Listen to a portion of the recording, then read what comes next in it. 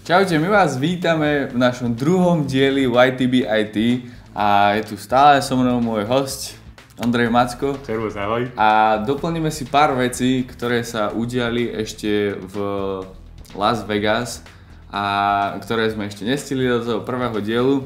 A fakt, že sú to zaujímavé veci, tak sa rovno pustíme na to. Tak ideme na to. Inteligentná domácnosť, to znamená, že takéto zariadenie dokáže rozpoznať, či u mňa doma je nejaký problém alebo nie. Ale toto je dobré lietajúci dron s tým, že si môžem do neho sadnúť. Toto je najväčšia asi proste highlight celej výstavy, no, podľa mňa. Akurát som teda nelietal, sedel som v ňom, ale nelietalo to, ale videl som na YouTube, že to lieta. Tak hej, to som YouTube práve sa dá veriť, ja. takže hádam to pôjde.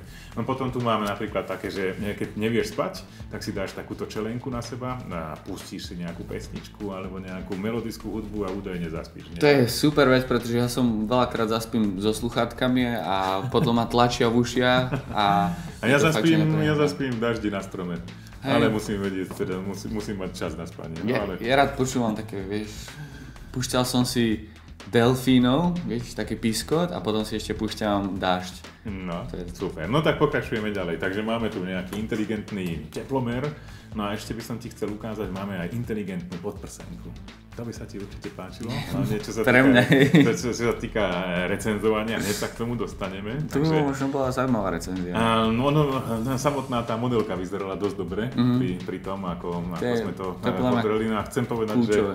Že ono je to dobre upevnené s tým, že tam sú vlastne snímače, ako funguje srdce, ako funguje všetky procesy vo vnútri, v tele, takže ono je to taká podprsenka, ktorá môže posielať všetky tie údaje k doktorovi, a keď ty prídeš na vyšetrenie, tak oni už všetko budú vedieť. To je super. Modulárny počítač, vieš si poskladať to, čo potrebuješ, to znamená, máš tam disk, máš tam pamäť, máš tam audio časť, jednoducho vystaváš si, koľko peňazí máš, taký počítač si urobíš. To je podľa mňa tiež super vec. Podľa mňa taká dosť do budúcnosti, že, lebo každý potrebuje ten počítač na niečo iné, tak si každý môže zostaviť do svojich komponentov. Taký modulárny, no. Máme tu nejaké inteligentné okuliare, to znamená, že pre virtuálnu realitu, to dneska každý má, vieš, lebo ono to je také typické Las Vegas. Hej. No, spomínali sme 7-milové čižmy, ktoré dokážu nabíjať mobilný telefón, ale dokážu aj zistiť, že akú máš teplotu podorážky. No, samozrejme vedia zistiť, že koľko krokov si urobil, koľko si spálil energie, no a máme tu iné veci, ktoré sú niečo také ako inteligentná vesta, tak tá dokáže zistiť, že koľko si konečne spálil tej elektrickej energie. Toto je dobrá vec. Tlačiareň za $262, takže povedzme 270 eur trebárs, ktorá dokáže fakt tlačiť niečo. Takže keď si na budúce stratíš zubnú protézu, tak si ju môžeš vytlačiť. To je pecka, neskutočné. To by som chcel naozaj domov. Neviem, či by som si ten bicykel síce na tom vytlačil.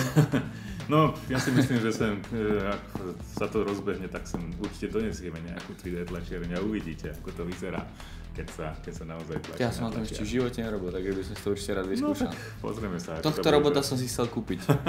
Máme tu človeka, ktorý zohľadňuje, že ako vlastne cvičí, to tam bolo takmer všade, to znamená, keď cvičíš, aby si mal ten super pocit, že áno, cvičím, a teraz robím na sebe. Teraz som konečne spálil, ja neviem, 100 kalórií a hneď si môžem dať ten hamburger. To mi tiež príde americké, oni to tam majú úplne všade.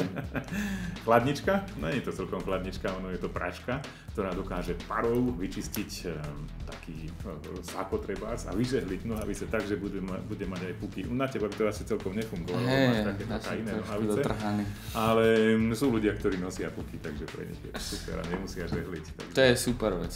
Ono je veľa takýchto super vecí tam bolo, vieš. To je lepšie než čas. Pravda je taká, že niektoré z nich uvidíme, niektoré nie na Slovensku, vieš. Takže to niektoré je určené fakt pre americký trh, lebo niektoré u nás by síce sa pozrieme na to, ako to vyzerá, ale v skutočnosti by si to asi nekúpil. No, tak to vyzerá.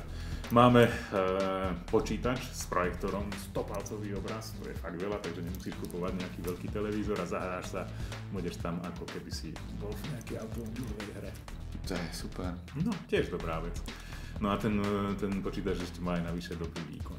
360 stupňové video, o tom sme sa rozprávali. Treba robiť akčné kamery s kombináciou 360 stupňového záberu, to je podľa mňa fakt vec, že si môžeš pozrieť hore, dole, okolo seba, dozadu, za seba, takže o tom tiež budeme asi rozprávať. Takéto veci tam jednoducho sa prezentovali. Máme tu inteligentný budík. Ten ma zaujal.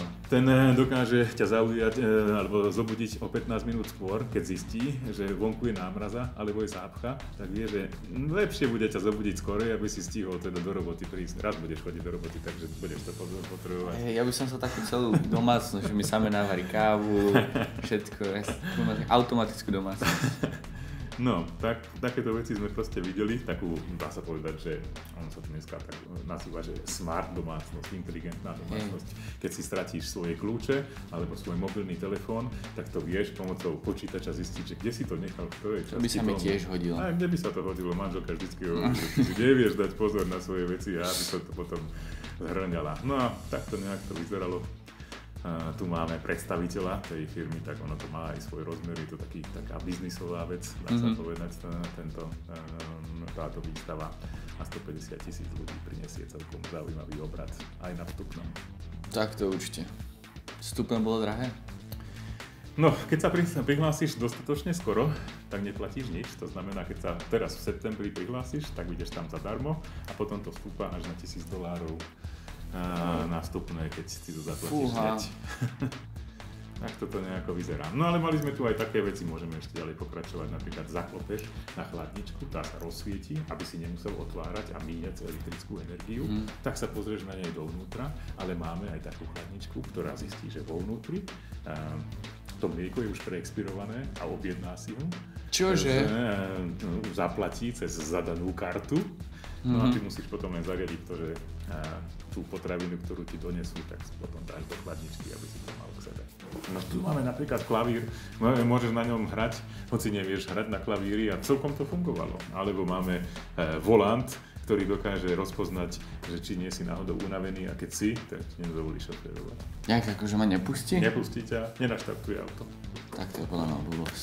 No takže vyskúšaš si, ako to bude v tom Las Vegas, ako to na budúci rok celkom klakne. Nepohltí Bangkok. Dobre, takže?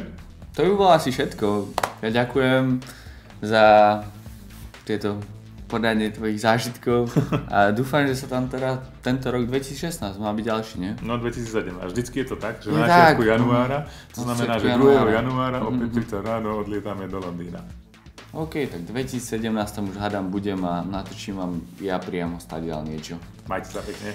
Toto bolo YTBIT a my sa učíme. Čaute.